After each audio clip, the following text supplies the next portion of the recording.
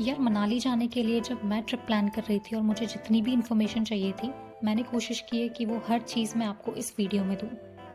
So hi everyone, welcome to my channel life and frames, जिसमें मैं travel, nature, funny और relatable content और vlog डालती हूँ। मनाली के लिए जो हमने बस ली थी उसका हमें 1 पर्सन का अराउंड पड़ा था 2000 रुपीज़।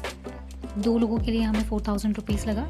सेम हमने रिटर्न टिकट भी सेम बस की थी, तो हमें same rate around 4000 for 2 people return ticket पड़ा था। तो 8000 हमारा ट्रैवल का लगा हमें फ्रॉम दिल्ली टू मनाली। ये हमने हमारे जाने के 1 वीक पहले की थी, शायद इसलिए हमें थोड़ी कॉस्टली पड़ी। अगर आप प्लान करके आराम से जाओगे तो आपको 1200 टू 1700 में बहुत सारे ऑप्शंस मिल जाएंगे। दिल्ली पहुँचते ही हमने जो स्टे बुक किया था उसका नाम था लॉन्चेम्पा रिजॉर्ट, मैं मेंशन कर दूँगी यहाँ पे। उसका जो ड्राइवर था वो हमें लेने आ गया था, तो हम बस स्टैंड से सीधे हमारे स्टे पे गए थे। वहाँ हम फ्रेशन अप हुए और हम सीधे निकल गए थे हमारे फर्स्ट टूरिस्ट स्पॉट पे, जो था हिडिंबा देवी टेम्पल। टेम्पल के बाहर आते ही एक थोड़ा सा स्पेस था जहाँ पे लोगों ने स्टॉल्स लगा रखे थे, मार्केट जैसा था छोटा सा। वहाँ पे भी 2 दिन पहले ही, क्योंकि स्नोफॉल हुआ था तो बहुत बर्फ़ थी, वहाँ पे हमने थोड़ा सा फ़ोटो सेशन वगैरह किया, वहीं घूमे। अगर आपको कुछ लेना है, कुछ छोटा मोटा शॉपिंग करनी है तो आप वहाँ से कर सकते हैं।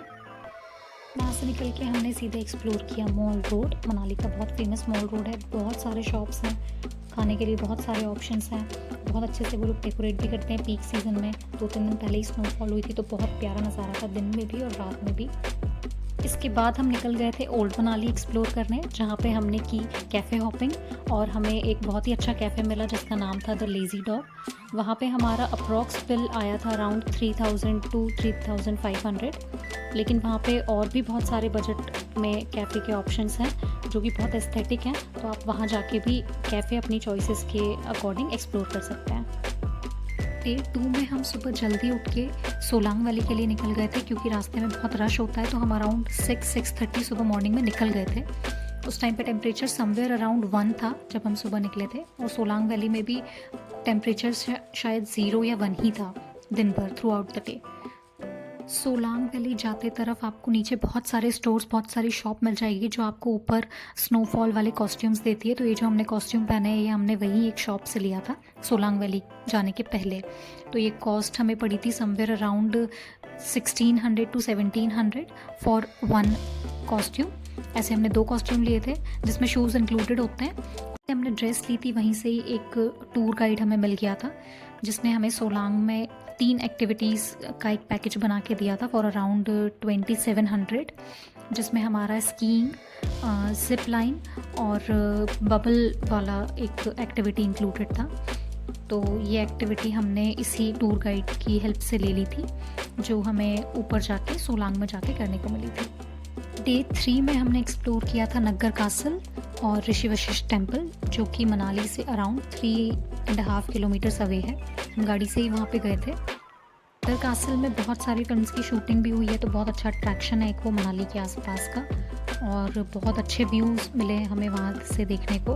और ऋषि वशिष्ठ के टेम्पल में भी बहुत रश था उस दिन, बहुत अच्छा एक्सपीरियंस रहा हमारा, और बहुत मान्यताएँ हैं ऋषि वशिष्ठ टेम्पल की, और बहुत अच्छा एक्सपीरियंस था हमारा। डे 4 पे हम गए थे सेथन में, जो कि मनाली से अराउंड 14 किलोमीटर्स आगे है, और सेथन में हमारा स्टे था माई डोम पनाश में, जो कि एक ग्लैम्पिंग डोम स्टे है। जैसा कि आप देख सकते हैं सेथन में इस टाइम पे स्नोफॉल हो रहा था, इसीलिए हमने हमारे स्टे में ही रुकने का डिसाइड किया ताकि हम स्नोफॉल एंजॉय कर पाएँ, और इस दिन हमने कोई और एक्टिविटी नहीं रखी थी। जैसा कि आप देख सकते हैं स्क्रीन पे मैंने सारे रफली एक्सपेंसेस मेंशन कर दिए हैं। इसके अलावा अगर आपको कोई भी डाउट हो या आपको कोई भी एडिशनल डिटेल चाहिए हो, तो उसके लिए आप डिस्क्रिप्शन में दिए गए इंस्टाग्राम अकाउंट के लिंक पे क्लिक करके मुझे मैसेज कर सकते हैं और कोई भी डिटेल पूछ सकते हैं।